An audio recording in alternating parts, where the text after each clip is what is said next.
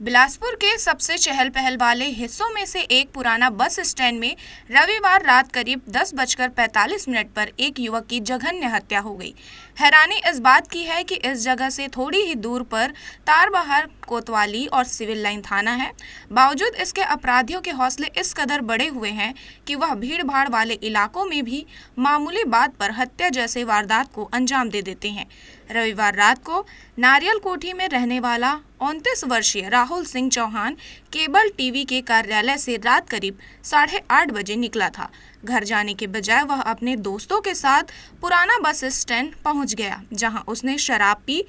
इसी दौरान उसका किसी से विवाद हुआ और उसने बियर की बोतल फोड़कर राहुल सिंह चौहान के गले पर वार कर दिया।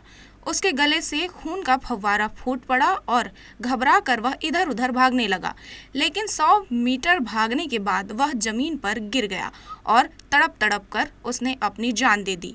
इस दौरान काफी लोग वहां मौजूद थे, लेकिन न तो किसी ने राहुल सिंह चौहान को बचाने की कोशिश की और न ही उसे अस्पताल पहुंचाने की। सीसीटीवी में नजर आ रहा है कि किस तरह से एक युवक उस पर हमला कर रहा है, लेकिन अंधेरे होने की वजह से तस्वीर स्पष्ट नहीं है। इससे सीसीटीवी फुटेज की उपयोगिता पर भी प्रश्न चिन्ह लग रहे हैं। आखिर सीसीटीवी में नाइट विजन नहीं है तो फिर रात में यह किस तरह से प्रभावी होंगे?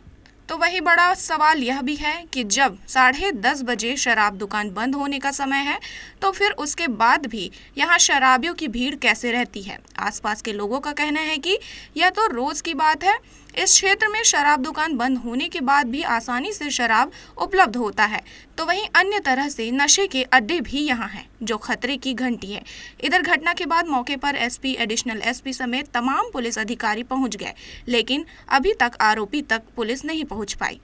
कल रात में जो है एक यहाँ सूचना मिली थी 112 में, और उस एक व्यक्ति बेहोश हो गया है गिरकर। तब 112 और तारबहार पुलिस पेट्रोलिंग पहुंची थी।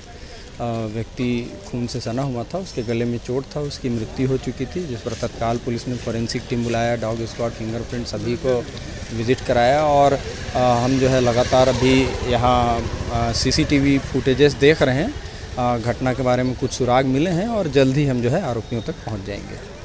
जानकार मान रहे हैं कि पुलिस को आरोपी के बारे में पूरी जानकारी मिल चुकी है, लेकिन जब तक उसकी गिरफ्तारी नहीं हो जाती है, पुलिस उसके नाम का खुलासा नहीं करना चाहती। शायद इसलिए भी कि उसका नाम मीडिया में छपने के बाद आरोपी चौकन्ना न हो जाए। इधर लोग सवाल उठा रहे हैं कि पुलिस के कथित गश्त के बावजूद यहाँ देर रात नशेड़ियों का जमावड़ा किस तरह से रहता है।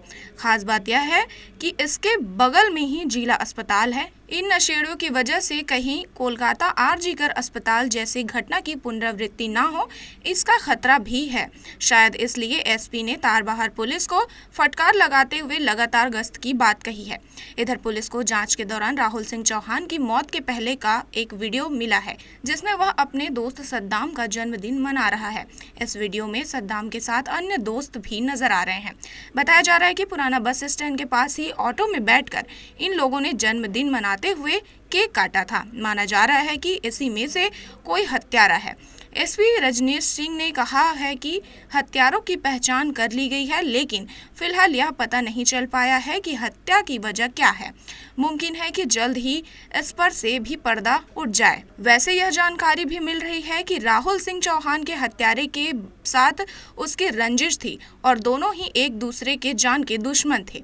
अगर हत्यारे ने राहुल सिंह चौहान की हत्या न की होती तो मुमकिन था कि राहुल उसकी जान ले लेता। इधर इस घटना से सबक लेते हुए पुलिस को बहुत कुछ बदलना होगा। पुराना बस स्टैंड के पास जिस तरह से नशेड़ियों का जमावड़ा रहता है, उस पर कार्रवाई करनी होगी, नहीं तो फिर इस तरह की घटनाएं थमेगी नहीं। जी न्यूज़ के लिए कैमरामैन गोपाल मौर्य के साथ मोहम्मद नासिर की रिपोर्ट।